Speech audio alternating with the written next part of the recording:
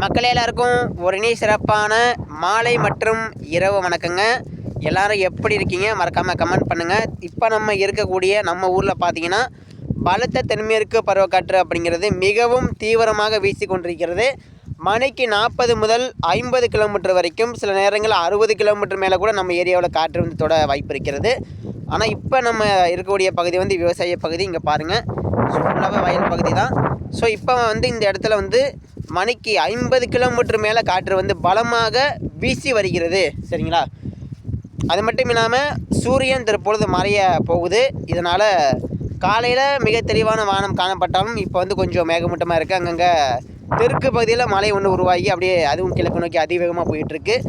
ஆனால் இப்போ வந்து மழை பெய்தாலும் அது உடனடியாக கடலோரம் நோக்கி வந்துடும். சரிங்களா? இப்போ வந்து மலை மேகங்கள் உருவாகினாலும், மேற்கே வந்து மலை மேகம் உருவாகினாலும் அந்த மழை வந்து டக்குன்னு ஃபோர்ஸாக எவ்வளோ ஃபாஸ்ட்டாக வர முடியுமோ அவ்வளோ ஃபாஸ்ட்டாக வந்துடும். ஏன்னா மேற்கு வீசி காற்று மிக பலமாக வீசி வருவதனால நமக்கு வந்து மழை வந்து நின்று பெய்யாது, உடனடியாக கிழக்கு நோக்கி வந்துடும். சரிங்களா? அதிகபட்சமாக மழையின் நேரம் 1 மணி நேரம் தான்.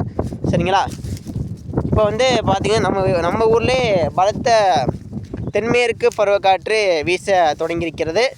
காற்றோடைய வேகம் தற்பொழுது திருச்சிராப்பள்ளிக்கு கிழக்கே, நம்ம வந்து திருச்சிக்கு கிழக்கே இருக்கோம். மணிக்கு 40 முதல் 50 கிலோமீட்டர் மேலே தற்பொழுது வீசிக்கிட்டு இருக்கு. இதுவே நீங்கள் பாலக்காடு, திருப்பூர் அந்த காற்று நுழையக்கூடிய இடத்துல வந்து 65 முதல் 70 கிலோமீட்டர் வரைக்கும் தற்பொழுது பலத்த சூறாவளி காற்று வீசி வருகிறது. சரிங்களா? இதனால் மேற்கு மாவட்ட மக்கள் எச்சரிக்கையாருங்க. பாலக்காட்டு கணவாய் வழியாக வரக்கூடிய காற்று வரக்கூடிய தினங்களில் மிக வேகமாக வீசும் என்பதனால மரங்கள் சாயலாம், சீட்டுகள், தபரா சீட்டுகள், கூரை வீடுகள், அது அந்த காற்று வரக்கூடிய இடத்துல மிகவும் ஒரு மோசமான ஒரு அச்சுறுத்தலை ஏற்படுத்தலாம், கண்டிப்பாக ஏற்படுத்தும். அது மட்டும் இல்லாமல் இந்த கூரை வீடுகள் எல்லாமே அதாவது எப்படின்னா ஒரு தூக்கி போடும் அளவிற்கு காற்று இருக்க போகுது இந்த ஆடி மாத காற்று.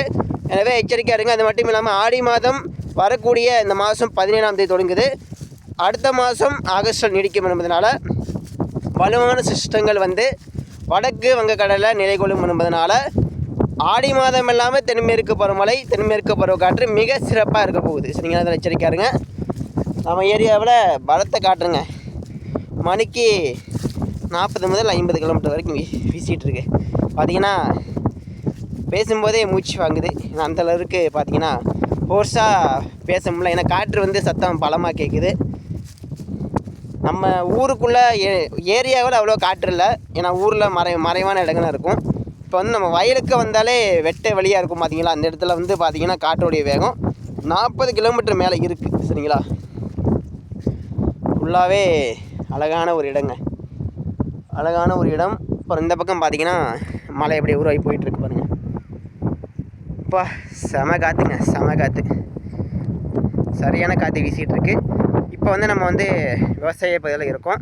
விவசாயம் பண்ணக்கூடிய ஒரு அழகான ஒரு இடங்க இது. விவசாயம் செய்யக்கூடிய ஒரு அழகான இடத்துல வந்து நம்ம இருக்கோம். சரிங்களா? எப்போதுமே இந்த விவசாயியை நோக்கி தான் நான் வருவேன். கண்டிப்பாக நான் வந்து பார்த்திங்கன்னா விவசாயம் ரொம்ப முக்கியம்.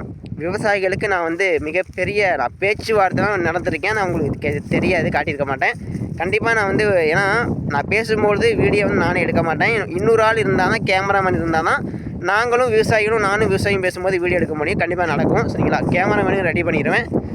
சரிங்களா? ஃபுல்லாகவே பாருங்கள் விவசாய பகுதி. பலத்த காற்று வீசிக்கிட்டு இருக்குங்க, பலமான காற்று வீசிக்கிட்டு இருக்கு. எல்லோரும் பார்த்து பத்திரமா இருங்க. இப்போ நம்ம அடுத்து நம்ம தென்மேற்கு பருவமழையால் வரக்கூடிய அந்த மழையோட தீவிரம் எப்படி இருக்கும், அது மட்டும் இல்லாமல் அந்த எந்தெந்த இடத்துல மழை அதிகமாக பெய்யும், வட இந்திய பக்கம் இப்போ நிலவரம் எப்படி இருக்குது, அது மட்டும் இல்லாமல் தற்பொழுது பசிபிக் பெருங்கடல் பக்கம் ஒரு சூப்பர் புயல் உருவாக்கும் போது எல்லா பற்றி நம்ம ஒன்று விடாமல் பார்த்துருவோம். ஸ்கிப் பண்ணாமல் கேளு. தற்பொழுது நிலவரப்படி பார்த்திங்கன்னா வடக்கு வங்கக்கடல் பகுதிகளில் காற்று சுழற்சிகள் மிக தீவிரமாக இருப்பதனால தென்மேற்கு பருவக்காற்று அப்படிங்கிறது நம்ம தமிழகம் வழியாக வரக்கூடிய அந்த வரத்து, அதாவது மணிக்கு 40 முதல் சில நேரங்கள் 55-60 கிலோமீட்டர் வரைக்கும் தமிழகம் வழியாக அந்த வடக்கு வங்கக்கடல் நோக்கி காற்று அதிவேகமாக சென்று கொண்டிருக்கிறது.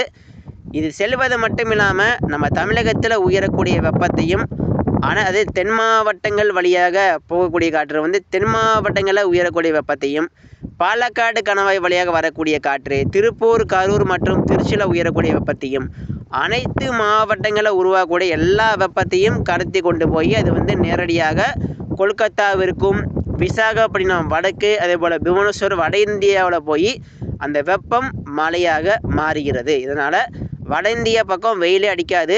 ஆனால் இப்போ மேகமூட்டமாக வட இந்தியாவில் இருந்தாலும் நம்ம தமிழகத்தில் அடிக்குது பாருங்கள் வெயில். இன்றைக்கி நல்ல வெயில். இந்த வெயில் எல்லாமே நம்ம தமிழகத்தில் மழையாக மாறாது. எங்கே மழையாக போய் இப்போ குவியும்னா இந்த காற்று வங்கக்கடலில் இறங்கி அது அப்படி நேரடியாக வட இந்தியாக்குள்ளே போகும் என்பதால் அந்த காற்று முடியக்கூடிய அந்த வட இந்தியா பகுதியில் போய் இடி மழையை தாக்கத்தை ஏற்படுத்த போகுது. அதனால் பாருங்கள், வட இந்தியாவிற்கும் நமக்கும் ஏகப்பட்ட தொலைவுங்க. ஸோ இதனால் பலவிதமான கிலோமீட்டர்கள் கடந்து நம்ம தமிழக வழியாக செல்லக்கூடிய காற்று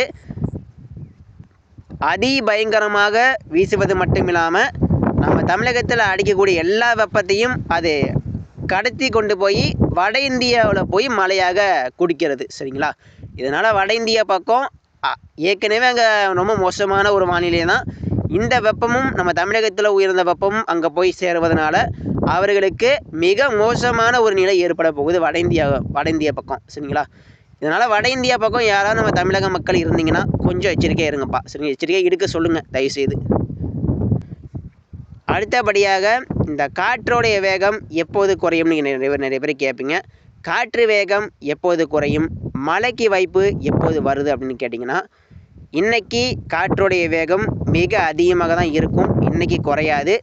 நாளைக்கு காற்று வேகம் அதிகமாக இருந்தாலும் சில மாவட்டங்களில் கனமழை பதிவாகலாம். அதாவது ஈரோடு, கரூர் கிடையாது, ஈரோடு மாவட்டம் வடக்கு, அதே போல் சேலம் மாவட்டம், கிருஷ்ணகிரி, தருமபுரி, திருவண்ணாமலை, ராணிப்பேட்டை, திருப்பத்தூர், வடதமிழகம் பல்வேறு இடங்களில் நாளைக்கு வந்து கனமழைக்கான வாய்ப்பு இருக்கிறது.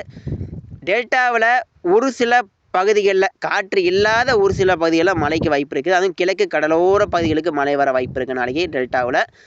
மேற்கே அதிகமாக டெல்டாவில் மழை கொஞ்சம் தடங்கள் ஏற்படும். ஏன்னா மேற்கு திசை காற்று வலுவாக இருப்பதனால மேற்கு பகுதிகளில் மழை அவ்வளோவா தீவிரமாகாது.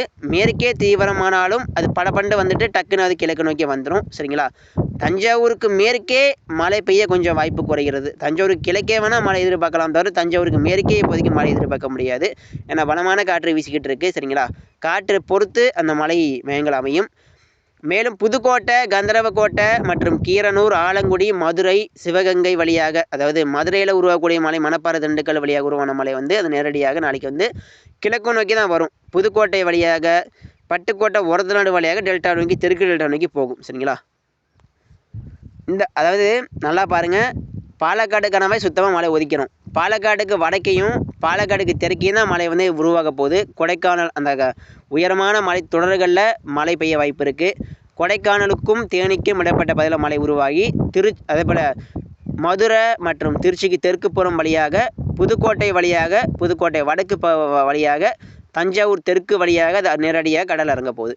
அவர் இந்த பக்கம் ஒரு மலை சேலத்தில் உருவாகி அது நேரடியாக கடலூர், புதுச்சேரி, சென்னை நோக்கி நகரும். சரிங்களா? இப்படி தான் மழை அமைப்பு அமையும். ஆனால் தமிழ்நாடு முழுக்க இப்போதைக்கு மழை எதிர்பார்க்க முடியாது. சில இடங்களில் நாளை மறுநாள் வரைக்கும் கனமழை இருக்கிறது. சில இடங்களில், சில மாவட்டங்களில். சரிங்களா? தென்மேற்கு பருவமழை தற்பொழுது தீவிரமாகாமல் இருந்தாலும் அடுத்த 48 மணி நேரத்திற்கு பருவக்காற்று கண்டிப்பாக தீவிரமாக இருக்கும். இந்த காற்றுடைய திசை தற்பொழுது கண்டிப்பாக ஈரப்பதமான காற்று எந்த நேரமும் நுழையலாம். ஒரு சிறிய மலை மேகம் வந்து ஒரு மிகப்பெரிய ஒரு மழையை கொடுக்கலாம் வாய்ப்பு இருக்கிறது.